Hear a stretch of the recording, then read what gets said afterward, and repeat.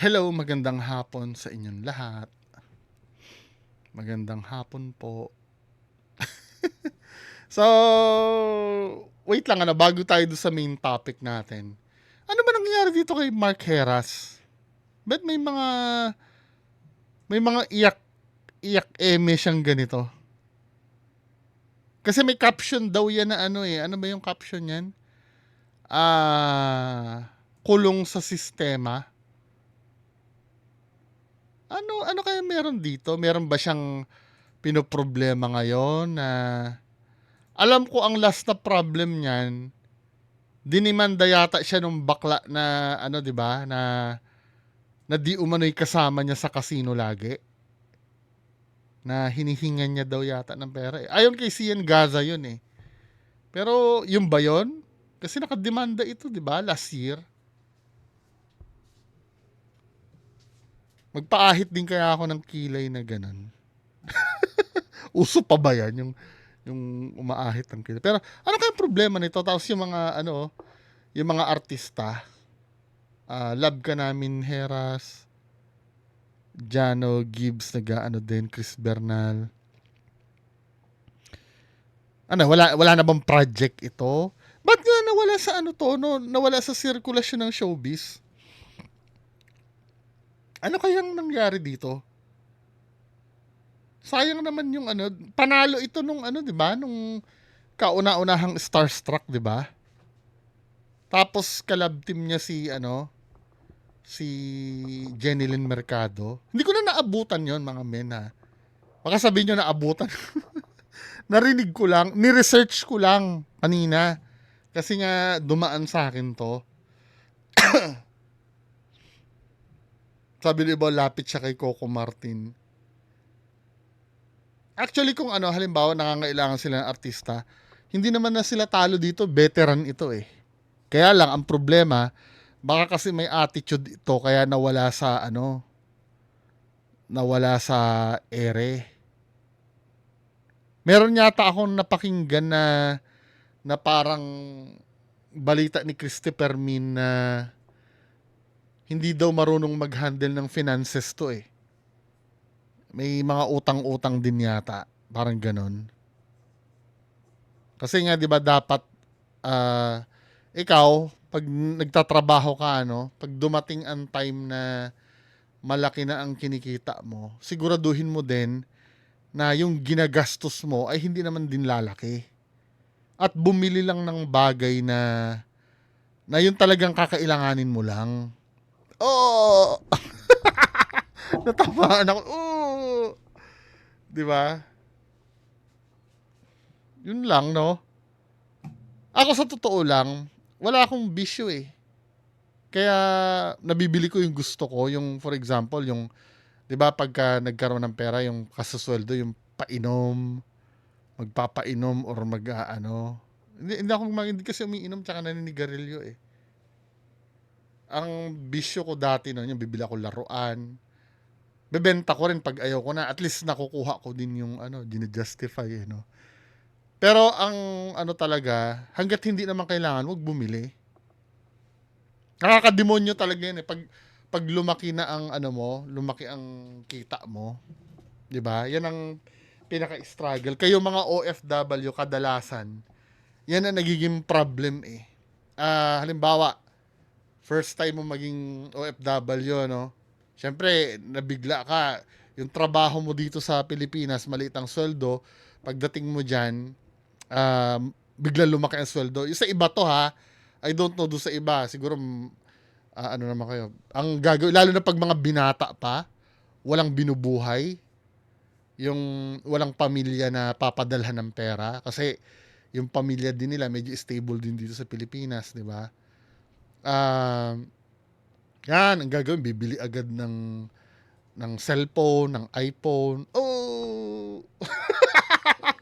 Bibili ng cellphone, ng iPhone, di ba? Mami-mismanage na nila yung pera, di ba? Pero kung ako lang halimbawa kating-kati na kayo gumastos. Siyempre may pera ka, gusto mo namang may mabili ka sa sarili mo, di ba? Gusto mo namang may malustay ka kahit paano kasi sa totoo lang naghirap ka din naman eh. Kaya ka nga naghirap para pakinabangan mo din yung kinita mo eh, 'di ba? Kung magkakaroon ka ng bisyo sana, lulustayin mo alahas. 'Yun. Wala kang talo doon. Bili mo agad ng alahas. Magkaroon ka na kasi yung cellphone la yan. 'Di ba? After 1 year, luma na naman 'yan. Yung mga gadget. Hindi ano 'yun. Yan laruan pwede. O tumataas ang value. 'Di ba? Pero yung mga ano, yung mga gadget, yung mga cellphone, ano 'yun eh. Naalala ko nung dati nung nasa Ace Hardware ako. Kasi 'di ba ano ako doon no? Store head ako doon. Ako yung nag-a-approve nung mga yung mga maglo-loan na kasi sa SM noon may tinatawag na SLA eh. Meron doon akong ano, sales assistant. Kwentuhan lang tayo ha. Mahaba pa naman ang oras eh. Meron akong sales assistant doon na gustong-gusto niya magkaroon ng iPhone talaga. Ano naman ang gagawin mo dyan sa iPhone? Inisip ko na, wala din naman akong pakialam dahil decision niya yun, ano. Pero sabi ko ganon. Yung may baby kang anak. 'Di ba? May ano, may asawa ka, yung asawa mo wala pang trabaho. Ay hindi, may trabaho din yata. Pero hindi rin naman ganun kung kalakihan ang ano. Tapos nangungupahan ka lang. Eh yung iPhone na bibilhin niya is I think nasa 60,000 din. Alam mo yun, bakit kailangan nyo magpakahirap para lang maging in ka sa bagay na hindi nyo naman kaya? Tapos ano, no, hinuhulugan, nakakaltasan siya ng sweldo buwan-buwan para doon sa bagay na after matapos niya ng mabayaran, eh, 10,000 na lang yata ang value nun o 20. 'Di ba? Tapos sinasabi ko sa kanya, inaasar ko pa eh. Oh, kung yan ay pinambili mo na lang ng baboy,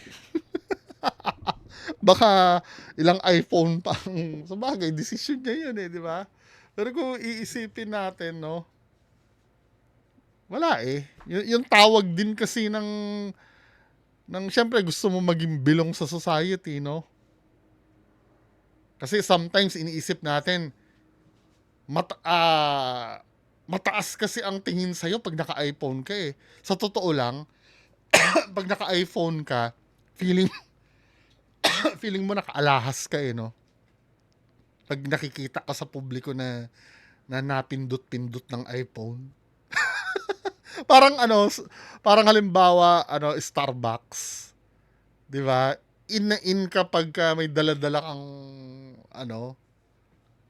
may dala-dala kang baso ng Starbucks.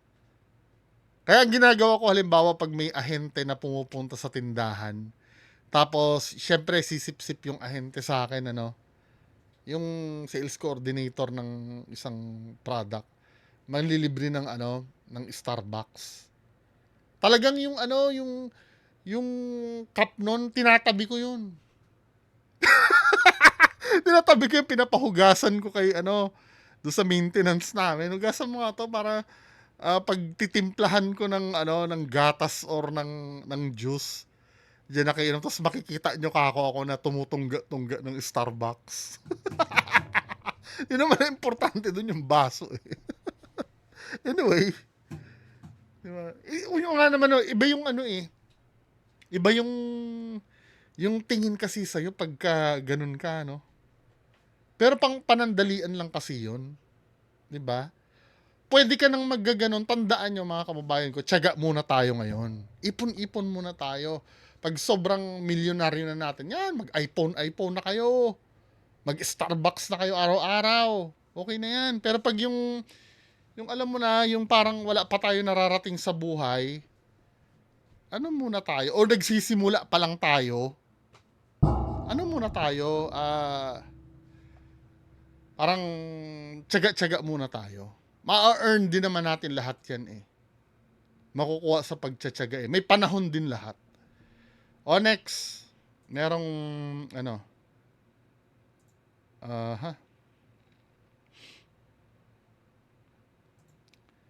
meron ditong video na pinasa sa atin. Ano tong issue na to?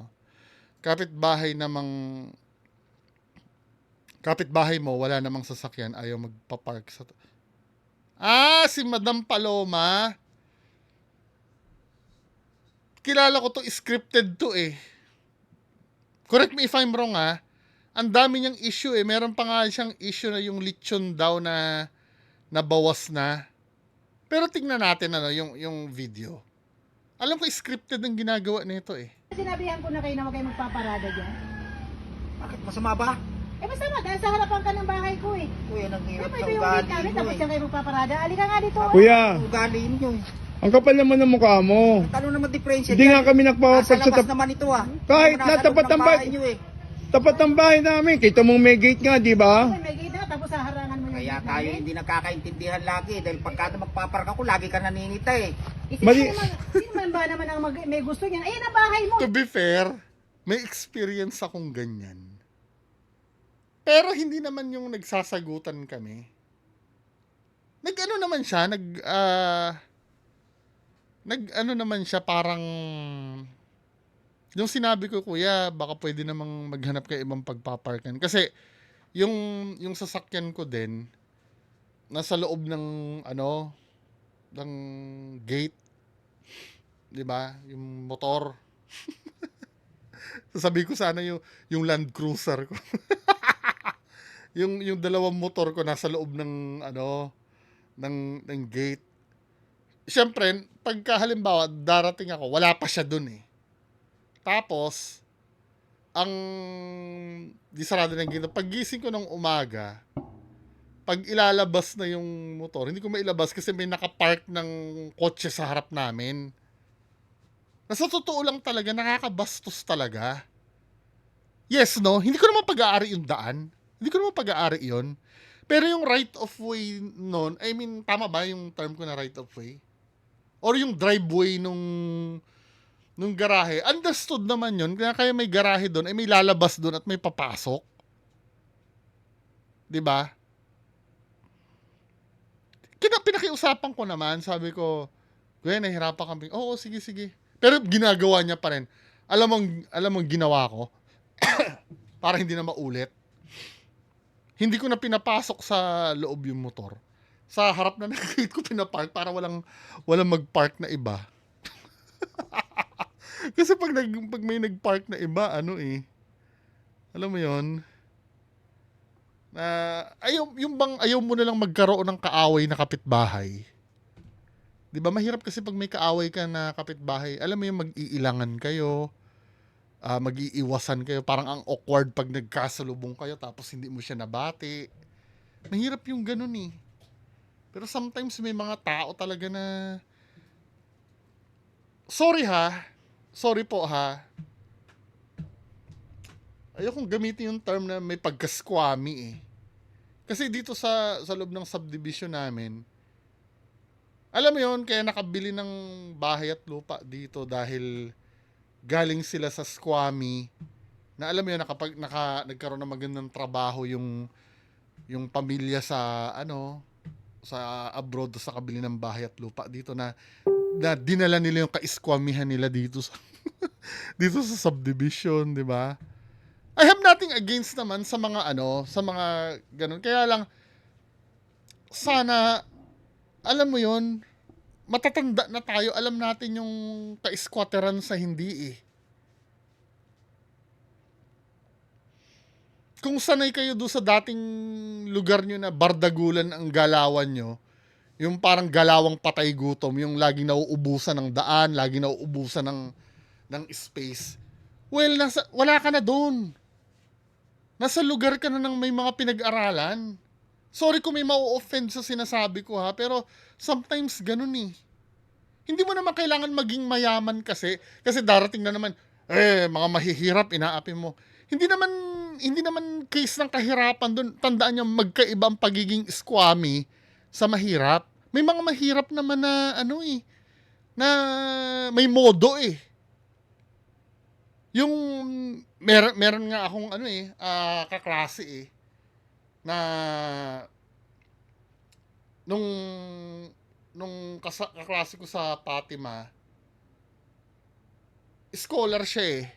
So, mahirap siya. Pero alam niya naman na halimbawa kakain kami sa Jollibee, alam niya naman inisin yung ano, alam mo yung pinalaki ng may ano, yung maganda ang pagpapalaki.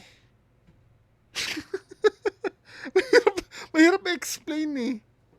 Doon ka magparada sa harapan ng bahay mo. Mali naman kasi. Doon.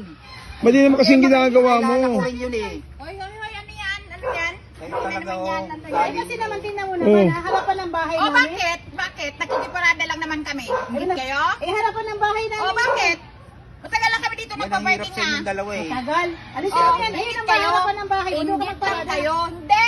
Mayroon doon. Kapitbahay din natin yan. Kahit na Kailan yan, naman dapat kaya- magkapitbahay Lagi na magtutulungan? lang kayo ganyan. Ate, makisama kayo. Kayo pag galit, O, punyeta bakit? kayo magkasawa. O, Ilan beses kayo pinagsasabihan ah? Siyempre, parking Matuto din kayong naman to. makibagay. Madami-dami ba nakikiparking dyan? Di nyo sinisita? Kami lang nakikita nyo? Kami Ba't na yung napapansinin nyo lagi eh. Ba't hindi nyo parking sa tapat ng bahay nyo? Lagi na lang. Ha? Meron nga nakapark doon. Dapat unawain nyo rin. Eh di palisin nyo. Unawa. Namin yun, eh, wala naman yung driver. Eh, hindi pwede. O sabihin nyo na naiingit kayo dahil wala kayong sasakyan. O, di Ay, ba? punya. Ingit. O. Ang talas Kaya ng wala yab. lang yan, ha? Bayaan mo sila. Masyado Basta di ugali ka nito. lang sa natin. Aba, Halika na. hindi. Scripted eh, no? Ano Kaya yan? natin, di pa Gusto tayo ko pa, tapos, di pa di pa tayo tayo tapos. Ay, hindi. Eto, tanggalin Yeah. mo to rito ngayon. Hindi, huwag mo tanggalin, huwag mo Ito, may nangyari naman sa akin. Last